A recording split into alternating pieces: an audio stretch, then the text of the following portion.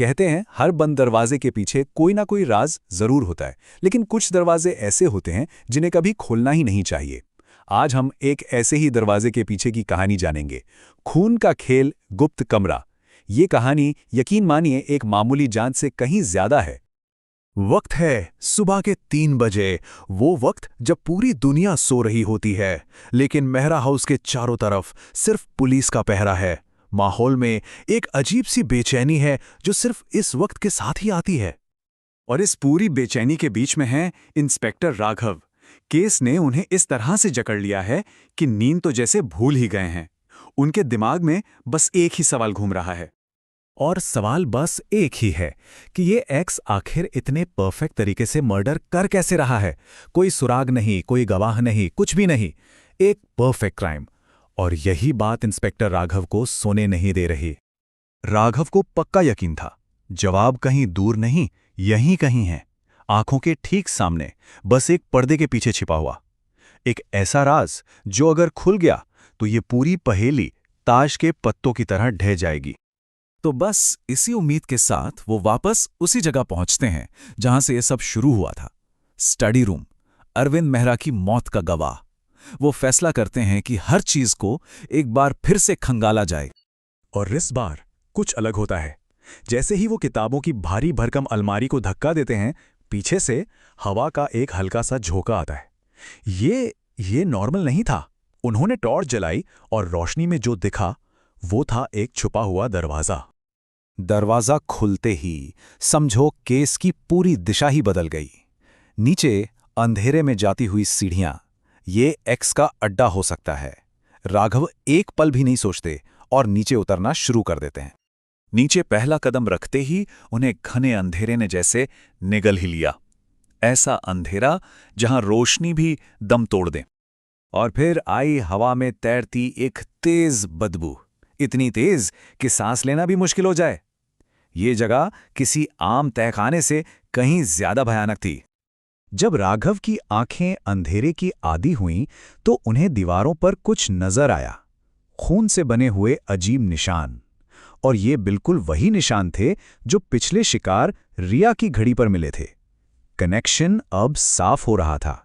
कमरे के ठीक बीच में एक टेबल थी जिस पर कुछ कैसेट रिकॉर्डर और कैमरे रखे थे, और उन्हीं के बीच रखा था एक बक्सा जिस पर एक बड़ा सा एक्स बना हुआ था। राघव समझ गए, शायद इस पूरे खेल का सेंटर यही है। राघव ने कांपते हुए हाथों से उस बक्से को खोला। अंदर कुछ तस्वीरें थीं। अरविंद, सुनीता, आयुष, विक्रम और रिया। ये सिर्फ नाम नहीं थे, ये एक्स के शिकारों के मुस्कुराते हुए चेहरे थे। लेकिन तस्वीरों में एक बहुत ही डरावना पैटर्न था। हर एक तस्वीर पर लाल स्याही से क्रॉस बना हुआ था, सिवाय एक के। वो आखिरी तस्वीर, वो इंस्पेक्टर राघव की अपनी थी, और उस पर कोई क्रॉस नहीं था। और बस उसी पल राघव की दुनिया हिल जाती है। ये एहसास कि वो सिर्फ इस केस का जासूस नहीं बल्कि अगला निशाना है, मतलब अगला टारगेट मैं हूं। ये खेल तो पहले से ही तय था और वो बस इसका एक मोहरा थे। उस एक लम्हे में सब कुछ बदल गया। अब ये सिर्फ एक केस नहीं रहा बल्कि जिंदगी और मौत का आमना सामना था। असली खेल तो अब शुरू होने वाला था। तभी टेबल पर पड़ा वो पुराना कैसेट रिकॉर्डर अपने आप चालू हो जाता है। कमरे की खामोशी एक क्लिक की आवाज के साथ टूट जाती है। रिकॉर्डर से एक ठंडी बेजान आवाज गूंजती है। वो सीधे राघव से बात कर रही है। मेरे अड्डे में स्वागत है इंस्पेक्टर, अब तुम खुद इस खेल का हिस्सा हो। लेवल 3 अब शुरू होता है। और जैसे ही वो आवाज बंद होती है, तहखाने की सारी लाइटें एक साथ तेजी से जल उठती हैं। अंधेरा एक झटके में गायब हो जाता है और कमरे के बीचों बीच कुछ दिखाई देता है।